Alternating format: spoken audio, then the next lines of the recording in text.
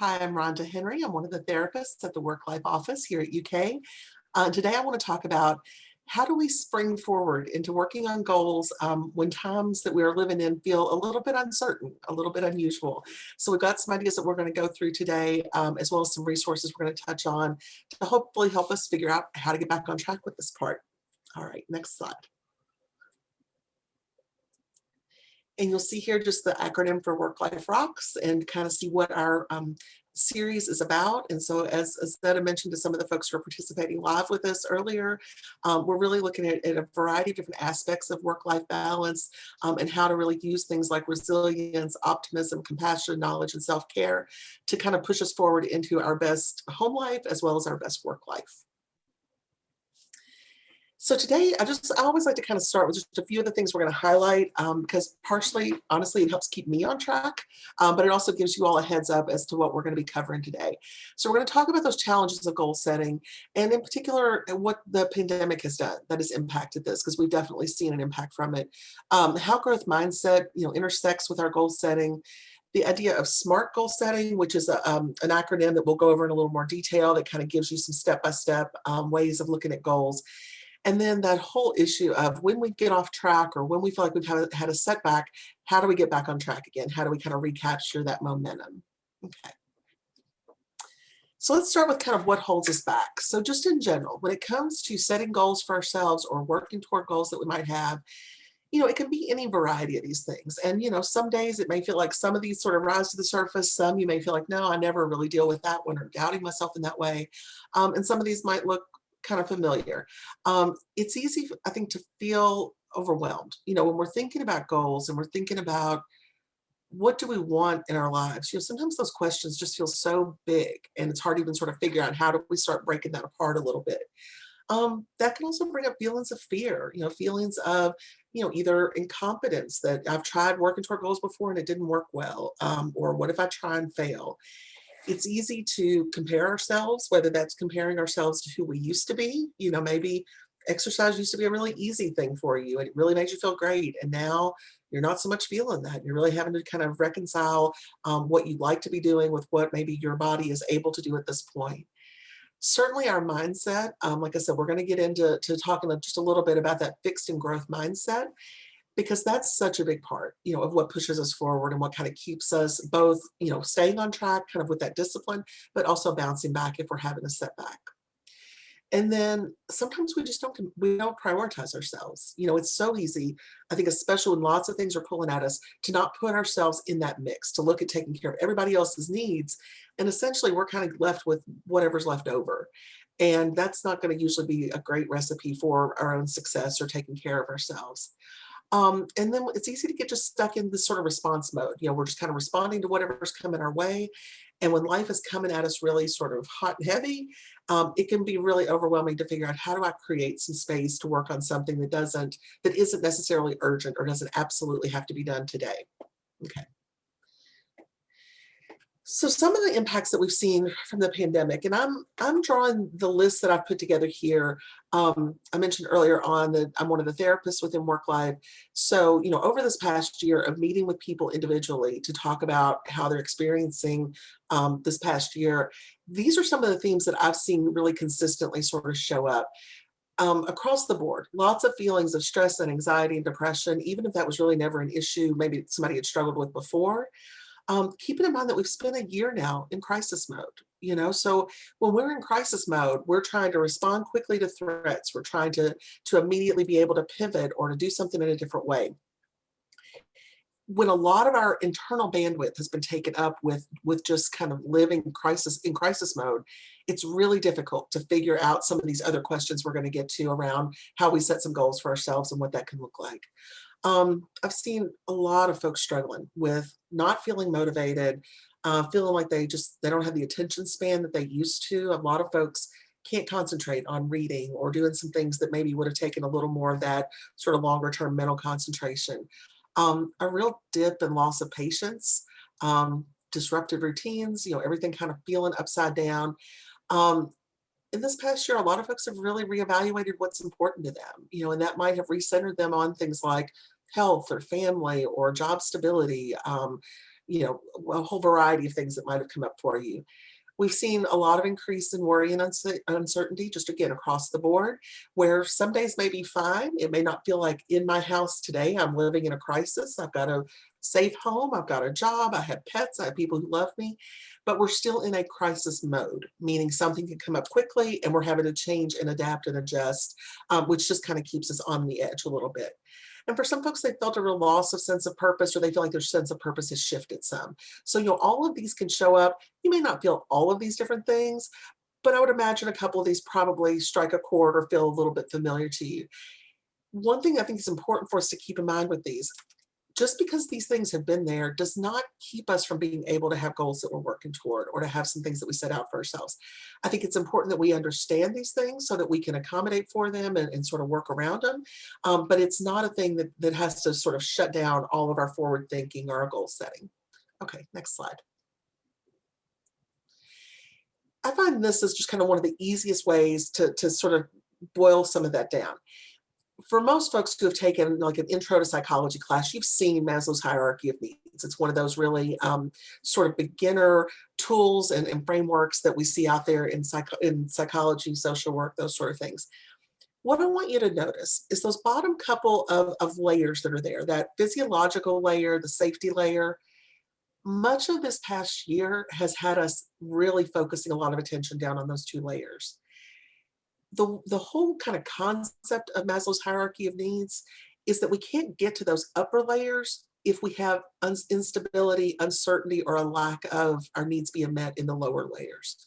So if I don't have a place to live, if I don't know where my food is coming from, it's going to be really hard for me to be my best self, to be self-actualized, to feel spontaneous and creative. That whole idea that like money doesn't buy happiness, no, but it buys a whole lot of those things in that bottom level. And so again, it's not a graphic to make you, I think, feel stuck that it's impossible to get to those other layers. It's knowing that when those bottom layers are in jeopardy, when there's something that is a threat to those bottom layers, we're not going to be as effective in those upper layers around esteem and self-actualization. So again, I think this is just a good one to kind of come back to. If you're wondering, like, why can't I just get it together? Or, I used to love to exercise, or I used to love to, just go and hang out with my friends. Why can't I get it together? Well, because maybe I'm kind of stuck down in some of those bottom layers of the hierarchy. So just something to kind of give us some perspective. Okay, next slide. So when we think about the impact of the pandemic, it's really got this kind of inverse relationship with our goal setting. Knowing that circumstances might make it difficult for us to set goals. Again, if we're worried about our own health, our loved ones' health, where we're going to do our grocery shopping, how we're going to be out, going to our workplace safely, that's going to make it a little bit harder. But on the other side of that, the goals also can make circumstances more bearable, and it can provide us some direction so that it doesn't feel like we're kind of just living in chaos, but we've got some goals and some ideas in mind. It just may be that we need to tweak how we're thinking about those. Okay, next. So let's talk a little bit just about fixed mindset and growth mindset. And you all may have seen this, these concepts are certainly not new. And you may have seen this, especially on the academic side of things. We talk a lot about that and about, trying to really promote that sort of growth mindset in our students, wanting them to see that they can do more than what they've maybe previously done. But when it comes to kind of our own well-being and our own self-care, working toward those improvements in our own life, this comes into play for us as well on a day-to-day basis. With a fixed mindset, people believe that basic qualities, basic parts of who they are, their intelligence, their talented, are fixed. This is just who I am. With growth mindset, we believe that those basic abilities can be developed, that we can enhance what we know, we can grow in other ways, that those might be a starting point, but they're certainly not an ending point. This view creates more of an embracing of learning, of resilience. Those are things that we've got to have to be able to have big accomplishments. Big accomplishments don't happen without failures along the way. It just doesn't. And so a real simple example between these two of how it might sound looking at something through a fixed mindset lens versus a growth mindset might be, in a fixed mindset, I might say, I'm bad at math, or I can't do math. I can't do math. I just can't do it. I'm really bad at it. I've never succeeded before. This is just who I am and how I'm built. It's how my brain works. If I'm talking about that same thing within a growth mindset, it may be math is hard for me, but if I get some extra help or if I make sure I've got some good study habits, I can probably do okay in this class. So that shift, again, we're still the same person in there, but how are we looking at it? Do we look at it as a finite thing that this is what it is and there's no ability to change? Or do we look at it from a growth perspective? What can I learn from this? How do I do things differently? Is there a way that I can learn, approach, or incorporate something new in my life in a different way that maybe is more successful? Okay. This next slide is going to just give you some more characteristics around fixed and growth mindset. For me, this is one of the easier ways to sort of get my head around what this is. When I was first kind of learning about this and incorporating it into my work, it's just some of these examples, how this sort of shows up. And sometimes, again, it's really obvious. And other times there might be things that seem a little more like ignoring feedback. That's one of those characteristics of a fixed mindset, because if we're getting feedback and we don't believe that we've inherently got the ability to change and grow and do something different, then we're in this conflict with, well, I don't know what to do with this feedback because I can't do anything different. And so it keeps us in that stuck space. So again, these are just to give you some examples so you can sort of recognize those two different things. Let's go to the next slide. Because when it comes to growth mindset, this to me is the heart of it. Like, this is the heart of what I want you to take away from this point around it, that the fixed mindset does not allow people the luxury of becoming. They have to already be. If I'm not already good at this, there's no space in a fixed mindset for me to learn how to do it or to break down my goals to small steps and start with something that feels manageable. And goals are all about becoming. When we have a goal, no matter what part of life it's in, it's about, how do I elevate myself? How do I do something different, better, grow in some way, take care of myself in some way? Goals are all about the becoming. And so when we get trapped in that fixed mindset, there's not a lot of space for that. So as much as we can, trying to recognize, when do I find myself in that fixed mindset where I'm just shut down? This is what it is. It's how it is. There's nothing I can do. And how can we start pulling that apart a little bit? And how can we start looking at what's actually one step I could do? What's one thing I could do differently? Where's the thing I can start with? So when we look at these types of goals, and these are just some different areas. This is certainly not exhaustive. I wanted us to think a little bit about different types of goals you might be working on. And so I've just put, and I'm not going to read through all of these, but I've put, these different categories along with some questions that you might ask yourself. Again, certainly not exhaustive, but just some stuff to get the wheels turning a little bit. With things like financial goals, well, maybe it's retirement planning, and that's something that's coming up in your life and you really want to hone in on that, or to use that as something that you can kind of focus in on and then break some steps down. But it might just be you're wanting to cut back on your spending, and maybe that's part of the goal. So within all of these different areas, it can be as contained or complex as you feel like you've got the energy and resources to kind of give it. I like the attitude one that's in there, of course, because that really does go to some of that mindset. And some, excuse me, sometimes it can be hard to figure out how to sort of operationalize some of these. And we'll talk at the end about what the role of somebody like me can be in helping with some of this, or one of like the health coaches from Health and Wellness. Sometimes if you notice that, like, yeah, I recognize myself in the sort of struggle places we're talking about, but I'm not sure how to get over it or how to work my way through it. Well, that might be a time that you work with somebody like us or one of the health coaches. Again, think about these different areas. And I would encourage, pick out one that you want to start with, maybe two at the most, because it's much easier once we kind of get going to build momentum. And we'll talk about that in just a second, and kind of envelop and move out into other areas once we've gotten some traction, and we found that we've been able to make some progress. I think if we were to start and you were to take even half of these, or goodness help us, all of these, and try to have a goal in each area, it's going to be way too big, way too much, and really setting ourselves up for failure. Having this goal be so big, or so many different moving parts, that we end up kind of getting frozen like a deer in headlights. We end up with that overwhelm. So look at the areas, pick one, maybe two that you're drawn to, and then we can start sort of using some of the examples we'll talk about to set some action steps within those. Okay. So when we look at things like SMART goal setting, and lots of you have probably seen this before, I think this is probably the most common kind of framework for goal setting that I tend to see out there. Again, this has got specific kind of parts to it. So ways to know that if we can do these sort of 5 things, we're going to end up with a goal that's going to be more likely to be achievable. So making sure it's specific. What is it I actually want to accomplish? I'm going to use fitness a lot for examples around some of these just because it's a really easy one to plug in. But the same framework can be used no matter what we're talking about. So when it's specific, we don't want to have a goal of, I want to get in better shape or I want to exercise more. No, like we need to break it down. So, I want to start walking in my neighborhood 2 nights a week, you know. So is that specific? Yeah. Is it measurable? Yeah, because I gave myself a goal of 2 nights a week. If I do more than that, that's lovely. If I'm trying to limit behavior, if I do less than what my target is, that's lovely. But having something where we can measure that in some way.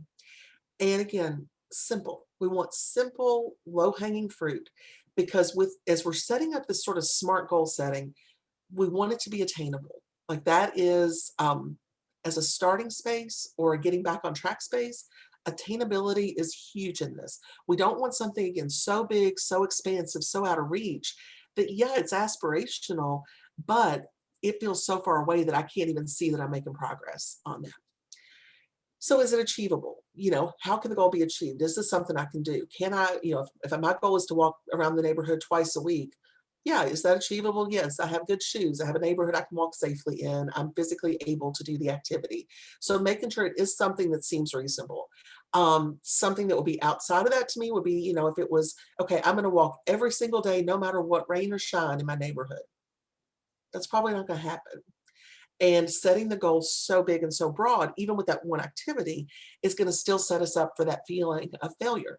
Because the first time someone doesn't feel good, the weather's bad, they don't make the trip around the block for whatever reason, what do we move into? We move into all that negative self-talk. Well, here I am again, not doing what I said I would do, falling off the wagon, all of that old self-talk that just doesn't serve us well at all. It sets us up for that when those goals are just too big, too complex, or trying to do things too rapidly. Again, what's realistic? Thinking about what's worthwhile. We're going to talk in a minute about motivation and discipline and how those two come together. But what is realistic for you? So if it's a health goal, what is a good starting space? Can my starting space be that I'm going to go and, jog 3 nights a week and walk the other 4? Well, if I've been sitting on the couch for the last year, no, that's probably not realistic. And so how do we have something that, again, feels realistic, feels manageable because we want to get some wins under our belt? And then time bound, so whether that is, I'm going to do this on this particular day, I'm going to do it at this time or for this amount of time. So things that make us narrow in. Again, we can have that big idea of, I want to, prioritize my health, or I want to get back in shape, or I want to start exercising. But how do we break it down into these piece by piece parts? And this, I think this format and framework works pretty well for that. Okay. So when we look at successful goal setting, here's some other things just to kind of keep in mind. I'm not going through all of these in detail because some of these we kind of talked about on that last slide, but a couple of them that I do want to mention. That about halfway, well, let's start with, halfway down, we've got the writing the goals down. I'm going to go over some tools that you can use for some of that in a minute, but putting words to it, putting it somewhere, whether that's writing it on paper, putting it in your phone, having it on your computer, using an app, having something where you've put words to it, where you can pull it up and you can see, okay, I said I was going to do this 2 times this week. Have I done that? What's going on with it? It really helps with that self-accountability to kind of get into that habit. Keeping the operational goals small, what we mean there is those steps that we're going to take, keeping them small and in small enough increments so that it gives us those opportunities for reward. So if my goal is, okay, I'm at least going to get outside and walk in my neighborhood twice a week this week. I didn't necessarily say with that how long I was walking each time. So maybe the beginning one is, I'm just getting out of the house and walking. However long it is what I'll take. And that'll be kind of my green, my gold star check mark, whatever you want to think of it as. Maybe the next week it's, okay, I'm going to, keep my twice a week, but I'm going to make sure I walk at least 30 minutes. Maybe the next week is I'm going to bump up to 3 times a week for 30 minutes. So we want to keep those steps that we're taking small enough so that we get a chance to have the accomplishment. Because that, when we talk about motivation, man, that's the key. That's what's going to get that motivation going, is when we've seen, I was able to do this and I feel good about that. And then setting performance goals, not outcome goals, is the other one I wanted to mention. So with that, if part of my goal is around health and fitness, if my goal is, okay, I'm going to lose 20 pounds in the next 2 months, I can't necessarily control that. Like I could be doing all the things. We don't know what's going on with my body, my metabolism, what other factors are at play there. Um, but can I set the goal that I'm going to walk X number of times for X amount of time? Sure. Can I set goals around, how am I going to, what kind of food prep am I doing, or what kind of calorie counting am I doing, that sort of thing.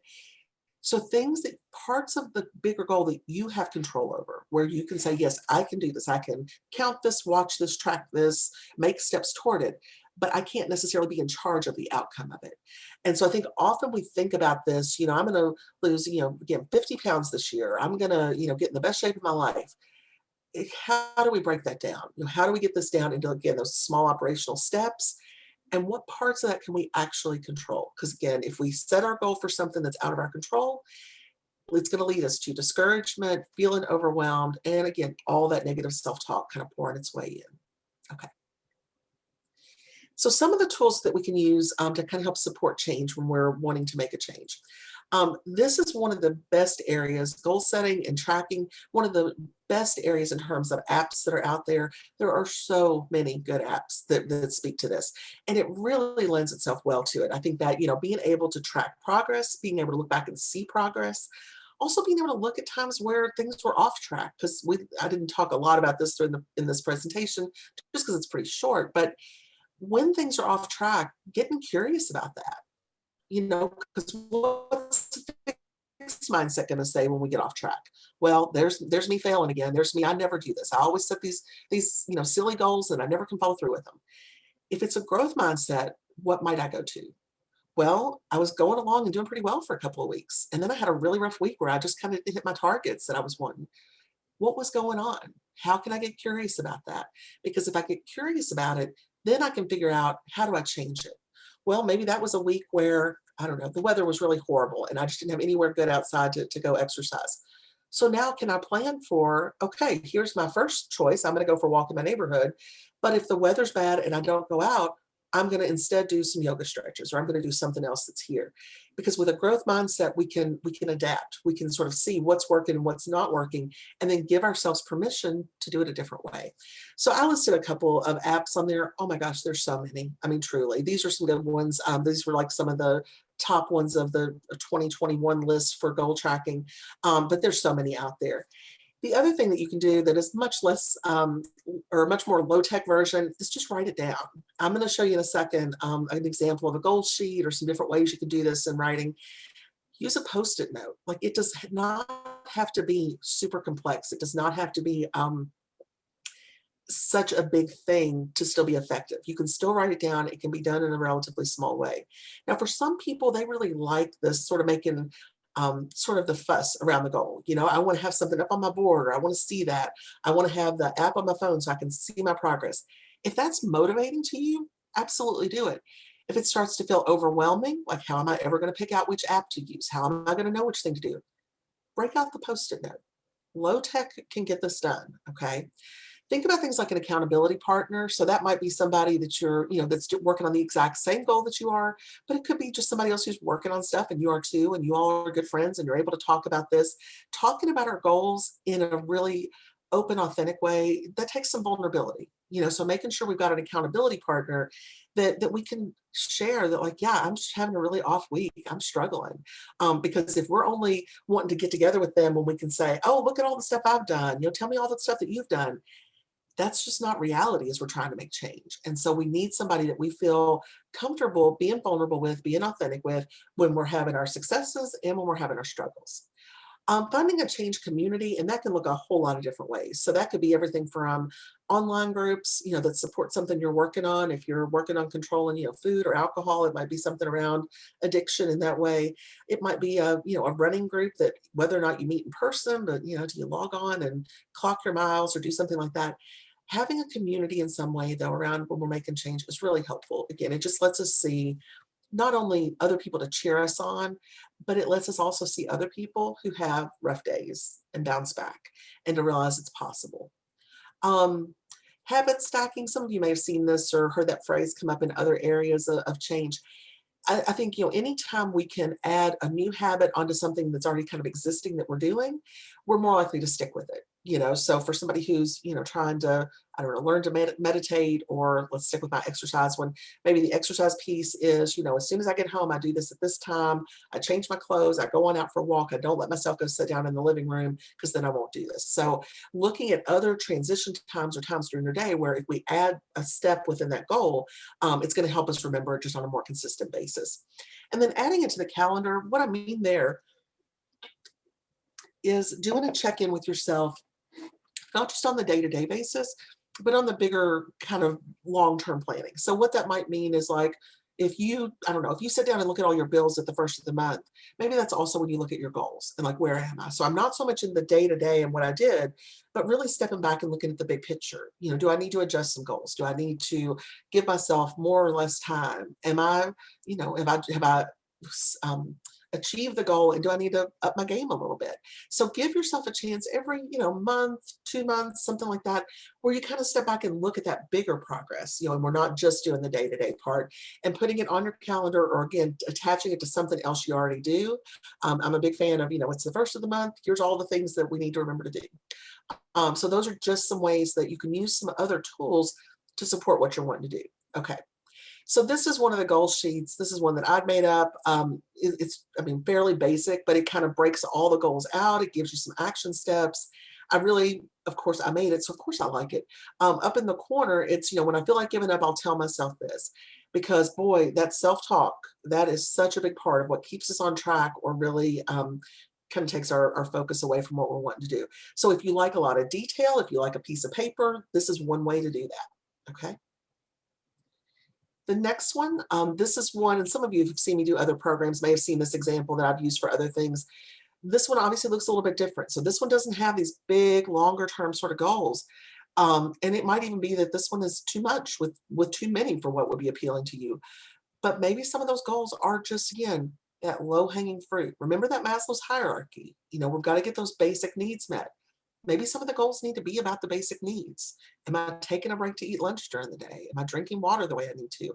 Am I moving my body? Because goodness knows, I think all of us that have been trying to navigate working from home have seen the lack of steps that we're having. We're not on campus the same way. So does something like this feel like it more kind of resonates with you at a gut level? Okay, look at the next one. And then this one is really my Post-it note sort of version. And again, they've still got really specific things. I'm only going to enter grades on Wednesday. Very specific. I'm going to use this notification, what time I'm going to use it, what's it going to say, what they're going to stop doing, limits on working. And again, this is a Post-it note one. The reason I share those three is because I feel like the three are very different, but they're all effective ways. It's just more about what connects at your gut level. When you saw those three, which one were you like, ooh, that's me, or I'd like it that way, or I might pay attention to it if I had that sitting beside my computer. Okay. So this idea of getting back on track, because I think it's probably the area that we all struggle with the most. I think we've all had periods where we had goals. We've thought, okay, this is the time, whether it's a New Year's resolution or a new health goal, or we've had a baby, or, any number of things that made us decide, okay, it was time to do something. And then we have a setback, or we get off track, or we don't feel like our motivation is kind of gone. We feel like we've lost some momentum. And I think with any goal setting, it's really important that we acknowledge, like, these things are going to happen. You might be lucky and they might not happen for a while. You might have a lot of momentum and a lot of strategies that are working, but eventually folks sprain an ankle, folks get a cold, somebody's kid gets sick. We just get in a funk for whatever reason. A pandemic happens and we find that we've gotten off track and we've lost momentum. And man, it's easy to get in our head and to do that negative self-talk. And again, all the negative stuff, boy, it just pops right up quickly for a lot of folks. And so when that's happening, there's some things we can do. Let's go to the next slide. So when we're trying to get back on track, I think these, kind of top 4 bullets are a really good starting place. Recalling your intention, and why were you doing this in the first place? What was important about this? If it's the person who's wanting to go out for the walk, well, I recognized I wasn't getting any steps in. My back was hurting. I was just not feeling good about myself. That's what I wanted to change. Do you need to amend your goals? So again, was it okay, I set out thinking I was going to walk 7 days a week and, no matter what rain or shine. Okay, what I found was when this happened or when this happened, I got off track and then I started feeling really bad about myself. Being able to amend the goal keeps you in the driver's seat. It keeps you deciding, okay, was 7 days a week walking around the neighborhood realistic? Probably not. Maybe we could go down some. Maybe you don't want to go to 2. Maybe you want to go to 4, whatever it is. But it's, again, growth mindset. How do I learn from this? What do I need to change? How do I do it differently? Because I would much rather see you have that goal of 2 times a week, and then you're feeling good and the weather was nice, and you're like, well, I'm going to go again. I'm going to make it 4 times this week. Okay, that's lovely. And in that way, you might also kind of amend your goals or be able to increase that at some point when the time is right. This idea of asking for help. So remember that accountability partner idea, having somebody, whether it's an individual person or whether it's that sort of change community that you're part of, being willing to be vulnerable. I'm having a hard time over here. I think sometimes we're more willing to be vulnerable when there's something really specific out of our control. I twisted my ankle. I can't do my walking. Okay, I don't maybe feel as guilty for that. But some weeks it might just be, I'm in a funk. I don't know why. And I didn't do any of the things I thought I was going to do. Okay, I can almost guarantee you other folks who have tried working on goals are going to have had that experience. And so being able to be vulnerable, to talk about it, to own up to it, and then to be able to get some ideas and some encouragement to get back on track. And then I think the biggest thing, honestly, in all of it is just being compassionate towards yourself. That knowing that affirming self-talk, it is so important for us. And I think especially in times of adversity and hardship, you know, trying to have that self-compassion. It is not always easy. Some folks are more able to kind of channel that more quickly than others, but for most folks, it's not terribly easy. And I can't begin to tell you how many times in this past year I've talked to people who are just beating themselves up. I mean, just so hard on themselves. Why can't I pay attention? Why can't I work the way I used to? Why can't I take care of my kid the way I used to? Why can't I work out the way I used to? So much of that negative self-talk. And if you do find yourself going down that route, it just drains your battery. Just whatever energy you got, whatever motivation you got. I don't know folks that are really encouraged by negative self-talk. It really just makes us feel usually small and like we're failing. So thinking about these things just to get grounded back into, okay, I lost track of this thing. Before Christmas, I was feeling pretty good about this part I was doing. I really want to reclaim that. What was my intention? Was that goal that I had before Christmas what I can actually do now? Do I need to reconnect with my change community, whether that's my accountability person? And then what are some encouraging things I can say to myself to try to get that momentum built back up? Okay. So this is just an example where I broke down, excuse me, an exercise or fitness kind of goal into this getting back on track sort of framework that I use. So when I do this with people individually, a lot of times what we'll start with is kind of at the bottom. We'll start with like, what's the big aspirational goal? What are you trying to move toward? Because a lot of times what I've seen folks struggle with is, and I'll use that sort of Christmas timeline because or winter break timeline, because I think that fits well with this. So say that before winter break, you were on a fitness routine that was working pretty well. You're pretty consistent with it and you had built up and you were doing your, maybe 4 days, 5 days a week that you were walking, you were feeling good about that. And Christmas came or holidays came and we were off for winter break and you ate all the food or you sat on the couches or whatever it was, and you're really struggling to get back to it. We're probably not going to pick back up where you left off. That was 2.5 months ago or 3 months ago. And so for us to go to that aspirational goal as like, okay, here's what I'm going to start with, because that's where I ended. It's probably not going to work. I mean, it's just not. And so if we start though with keeping an eye on what is that aspirational goal? What am I working to get back to? Then we can answer these other two questions. So if that's my aspirational goal, what is the manageable starting space? What could I do as I feel today with the energy I have, the time I have, the body I have, whatever limitations might be there? What is a manageable starting place? And then that middle goal, that building momentum, is just kind of an in-between space. So, okay, I'm not quite there where I'm wanting to get to yet, but what would this look like a couple of weeks in? If I'm able to kind of build up some of that momentum, build up my tolerance for some of these things, what could that mid-level kind of look like? And then what am I working to get back to? I hope this makes sense, and I certainly am happy to talk through some of that when we get to the questions and comments at the end. But I've done this with folks a lot on an individual basis when I see them for therapy, and just to break this down a little bit, because that pitfall of wanting to pick up where we left off just doesn't always, depending on what the goal is, but it just doesn't always work. So I like breaking this down a little bit differently and making ourselves kind of answer what are these three phases and what could they look like. So this idea of motivation and discipline, I think there's definitely a relationship between those two. I think lots of us want the motivation fairy to visit. Like, I don't know where my motivation is. She's flown away and I need her to come back. And she may or may not choose to come back and land on my little life and give me a little motivation sprinkle. Sometimes those things happen, whether that's okay, I'm turning 50, I'm going to do the thing. And you just find something like that that does motivate you. Often it's discipline, and I don't want to give that answer. I want the motivation. I don't want to have to rely on the discipline part, but the discipline's what gets us there, and it's what gets us over some of these humps. So I think when we're thinking about motivation, thinking of that in that framework of what do I want to do? What is it that I'm trying to change in my life, or what do I want to avoid? If I'm trying to stop a habit, stopping smoking or cutting back on drinking or those kind of things. Why do I want to do that? Like, that's our motivation. That's kind of our engine in there. That, like, why is this important? But then we're encouraged and disciplined when we ask, what's the best thing for me to do, or where can I start? Um, at the end of my workday, I'm sitting here in front of this computer, just like so many of you all, you know, 8, 9, 10 hours a day. When I get done, some days I want to cruise through my kitchen, pick up a bag of chips, go curl up on the couch and like be done with my day. But sometimes I've got to ask myself that question, like, what's the best thing for me to do right here? And I can tell you, it's usually get outside my house, go stand on the patio, breathe some fresh air, throw the ball for the dogs, make myself move my body a little bit. And that's coming from discipline. That's not coming from motivation. Because I'm telling you, my motivation is curl up on the couch with some Funyuns. But instead, I'm on my patio and I'm stretching and I'm throwing the ball. Okay.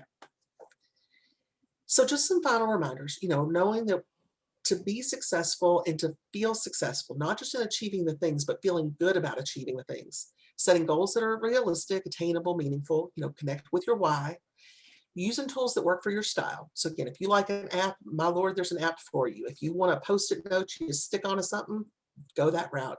Having some kind of tools that work for you though, learning from what's worked in the past, but not feeling like you're pinned into only things that have worked in the past for you. You might need a different approach.